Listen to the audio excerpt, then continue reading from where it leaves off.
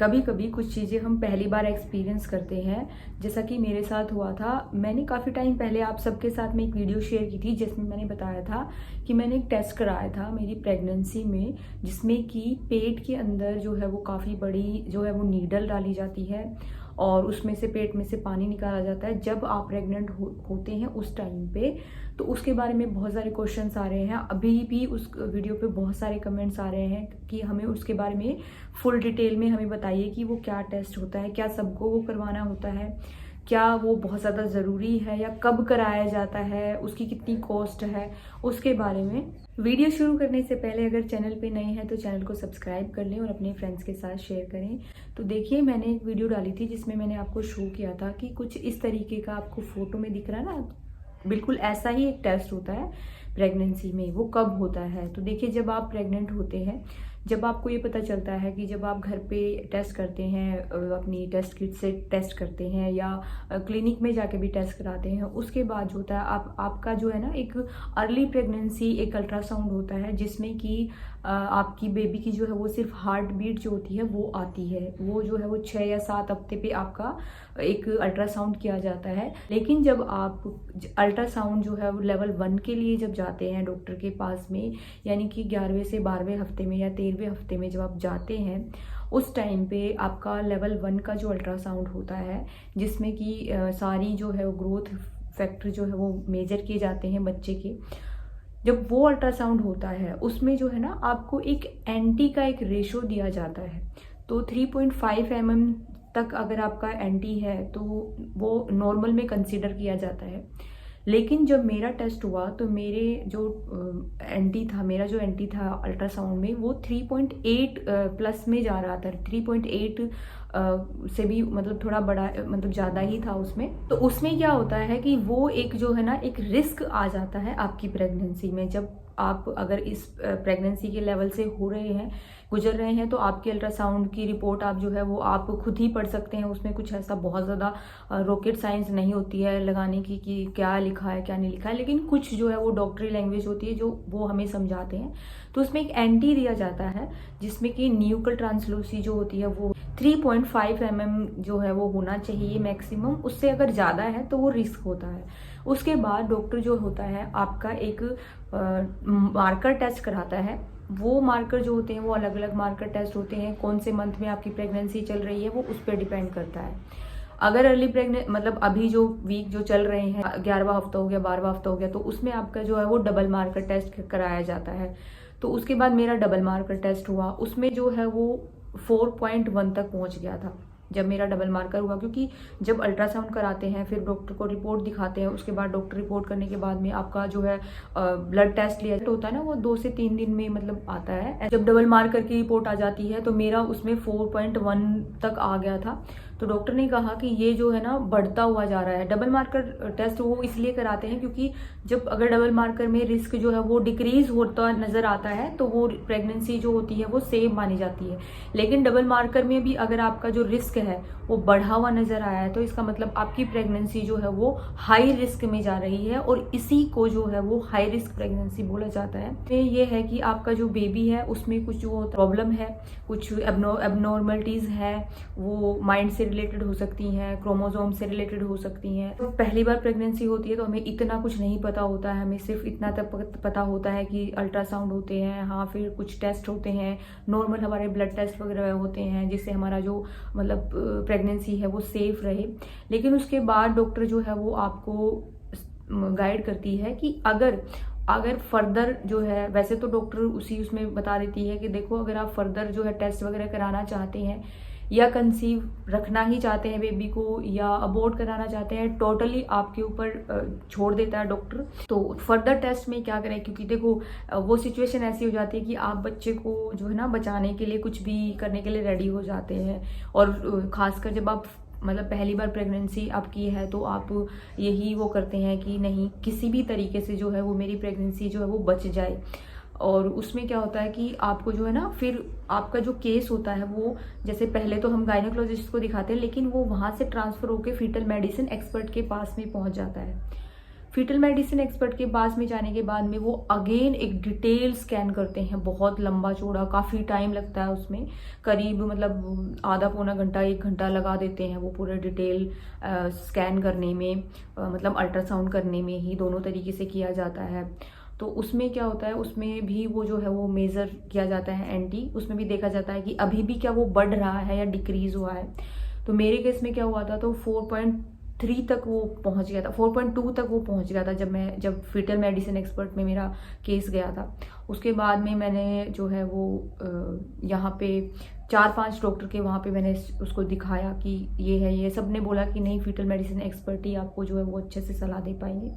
तो उन्होंने बोला कि एक नीडल टेस्ट किया जाता है, उसमें जो है अलग अलग तरीके के नीडल टेस्ट होते हैं, वो भी जो है ना आपकी प्रेगनेंसी देखी जाती है कि कौन से स्टेज पे चल रही है। ये जो टेस्ट है वो मैंने द्वारका वेंकटेश्वरा हॉस्पिटल है दिल्ली में, वहाँ पे करवाया था।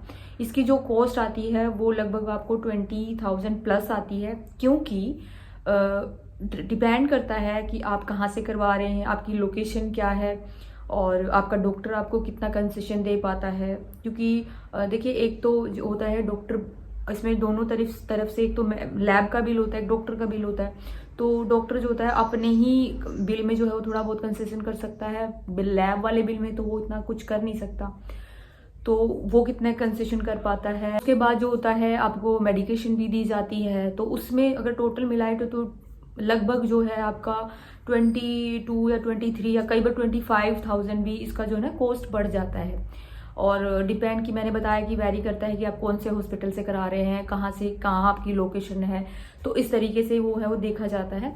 तो टीम होती है वो आपका टेस्ट करती है, उसमें गायनेकोलॉजिस्ट भी होते हैं, और जो फीटल मेडिसिन एक्सपर्ट होता है वो भी करता है उसमें। तो एक साइड से जो होता है डॉक्टर अल्ट्रासाउंड की रेज दिखाता है, दूसरी साइड से जो होता है वो काफ़ी इतनी बड़ी, मतलब लगभग इतनी बड़ी जो नीडल होती है वो आपके पेट के थ्रू जो है वो उस पानी के अंदर जाती है, और बेबी की मूवमेंट भी उनको कैप्चर करनी होती है, साथ ही पानी को निकाला जाता है। और उसमें जब पानी को निकालते हैं तो कुछ पिंक पिंक पार्टिकल्स आने चाहिए। तो कई लोग ये कहते हैं कि उन्होंने जो है वो एनेस्थीसिया करके, जब मैंने पहले जब वीडियो डाली थी तो कई लोग बोल रहे थे कि एनेस्थीसिया करके जो है उनको, और उसके बाद जो है उनका टेस्ट किया गया, लेकिन मेरे केस में ऐसा नहीं हुआ था। हाँ, उन्होंने पेट को अच्छे से क्लीन किया था बेटाडीन सॉल्यूशन से, बहुत अच्छे से क्लीन करके उसके बाद ही वो टेस्ट करते हैं। फिर मैंने जब उनसे पहले पूछा था कि क्या उसको जो है एनेस्थीसिया करके सुन करके जो किया जाएगा, तो डॉक्टर ने मुझे एक बहुत अच्छा लॉजिक दिया। तो उन्होंने कहा कि जब आपके पेट में बेबी है, तो जब आपकी बॉडी मूवमेंट करती है तो बेबी को पता रहता है कि हाँ ये किस तरीके की हरकत हो रही है, तो उसके लिए वो रेडी रहता है। लेकिन जब आपका पेट को सुन कर दिया गया और अचानक, क्योंकि वो तो ऊपर की लेयरिंग सुन होती है, अंदर के बेबी को तो हम सुन नहीं करते हैं ना, तो वो लेयरिंग के अंदर से जब अचानक से अगर इंजेक्शन उसके वहाँ पे जाएगा तो बेबी को जो होता है वो रिस्क रहता है।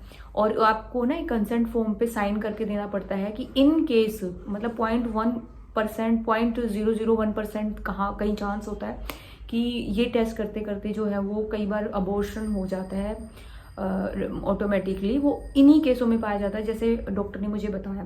तो उसमें होता क्या कि जैसे उन्होंने बोला कि अगर हम ऐसे ही इंजेक्ट करेंगे तो आपकी पूरी बॉडी जो है ना उस चीज़ के लिए रेडी रहेगी, तो बेबी भी अंदर से उस चीज़ के लिए रेडी हो जाता है कि हाँ बॉडी में कुछ चेंज हुआ है या बॉडी में कुछ हुआ है। तो ये मुझे बहुत मतलब एकदम अच्छा लॉजिक लगा उनका, और मैं इस बात के लिए रेडी हो गई थी। नहीं तो मुझे भी ऐसा लग रहा था कि पेट के थ्रू इंजेक्शन जाएगा, मुझे बहुत ज़्यादा डर लगेगा। तो उन्होंने मुझे बिल्कुल अच्छे से समझाया कि देखो, जब बॉडी में अगर हमें पता है कि कुछ इंजेक्शन वगैरह हमें लगने वाला है, तो उस तरीके से बॉडी, जैसे हम ब्लड टेस्ट लेते हैं तो हमारी बॉडी उस तरीके से हमें रेडी करनी पड़ती है। तो वही तरीका होता है कि जब बेबी जो है वो अंदर से रेडी हो चुका होता है, और मतलब हमारी बॉडी के थ्रू ही सिग्नल्स मिलते हैं बेबी को कि क्या है क्या नहीं है। तो इस वजह से बहुत सारे लोग कह रहे थे कि इंजेक्शन क्या एनेस्थीसिया दिया जाता है। तो देखिए, मेरे केस में नहीं दिया गया था। हो सकता है कि कोई यहाँ पे अगर आगे कमेंट करे कि हाँ उनको एनेस्थीसिया दिया गया था। कई लोग ये पूछ रहे थे कि रिस्क देखिए आपको जो है ना वो शो किया जाता है। मेरा रिस्क था 1:15 का, यानी कि 15 में से एक बच्चा ये होता है जिसमें ये डिफिकल्टी पाई जाती है, एबनॉर्मलिटी पाई गई है। तो 15 का तो बहुत ज़्यादा हाई रिस्क माना जाता है। अगर आपका रिस्क जो है वो 1000 प्लस में आ रहा है, यानी कि 1:1000 आ रहा है, तो आपका जो कहीं ना कहीं प्रेगनेंसी जो है वो सेफ साइड में मानी जाती है। 1000 आ गया, 1500 आ गया, उससे ऊपर आ गया या उससे कम अगर आ रहा है तो कहीं ना कहीं डॉक्टर है ना उसको हाई रिस्क में कंसिडर कर देती है। तो मेरा तो रिस्क जो है वो आप सोच सकते हो कि 1:15 का एकदम क्लियर था। मतलब डॉक्टर ने मेरा जो है ना टेस्ट करने से पहले उन्होंने बोल दिया था, जब उन्होंने स्क्रीन पे बेबी की, मतलब क्योंकि उनको तो एक्सपीरियंस होता है, लेकिन फिर भी मैंने जो है वो करवाया टेस्ट। रोल वही बात हो जाती है कि हमें मतलब सेव करना है बेबी को, तो टाइम लगता है रिपोर्ट आने में। इसमें 2 रिपोर्ट होती है और इसमें मैं अगली वीडियो में अगर आप चाहेंगे तो बहुत अच्छे से डिटेल में बता दूंगी कि कौन सी रिपोर्ट में क्या क्या आता है। तो इसमें डिटेल 2 तरीके की रिपोर्ट आती है, तो उसमें आपको बता दिया जाता है। तो मेरे में जो है वो डाउन सिंड्रोम आया था, डिटेक्ट हुआ था क्लियरली। तो फिर उसके बाद मैंने 7 जो है मतलब टोटल मिला के 3 गायनोकोलॉजिस्ट से मैं पहले मिल चुकी थी, 4 से मैंने बाद में कंसल्ट किया। उसके बाद मैंने जो है फिर हमने जो है बेबी को जो है वो अबॉर्ट करवाया। क्योंकि देखो डॉक्टर, आप जब आपको ऐसी सिचुएशन में होते हैं ना तो सबसे अच्छी जो सलाह आपको देता है ना वो डॉक्टर देता है। तो डॉक्टर ने मुझे क्लियरली ये कहा था कि देखो, जो जिंदगी सफ़र करने वाली है आपकी करने वाली है, आपके बेबी की करने वाली है।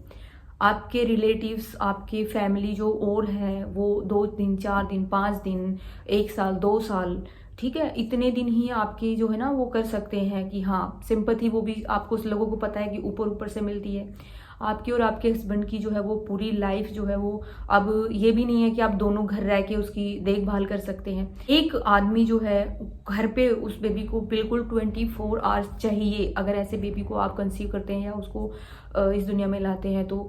पर ये डिसीजन है ना, मैं बिल्कुल जो है वो मैं ये कहती हूँ कि आप बिल्कुल जो है ना प्रैक्टिकल होके इस चीज़ को सोच के देखिए। और जो है आपके ऊपर डिपेंड करता है कि आप कर सकते हैं तो आप कर सकते हैं, मतलब आपको अगर बेबी को रखना है तो आप रख सकते हैं, अदरवाइज आपकी मर्जी है। डॉक्टर आप पे छोड़ देता है कि आप अच्छे से सलाह ले कर लीजिए अपने दोनों जो है लोग आराम से बैठ के कि हाँ हमें क्या करना है आगे, क्योंकि आफ्टर ऑल बेबी तो हमारा ही है, तो हमें ही डिसीजन लेना पड़ता है।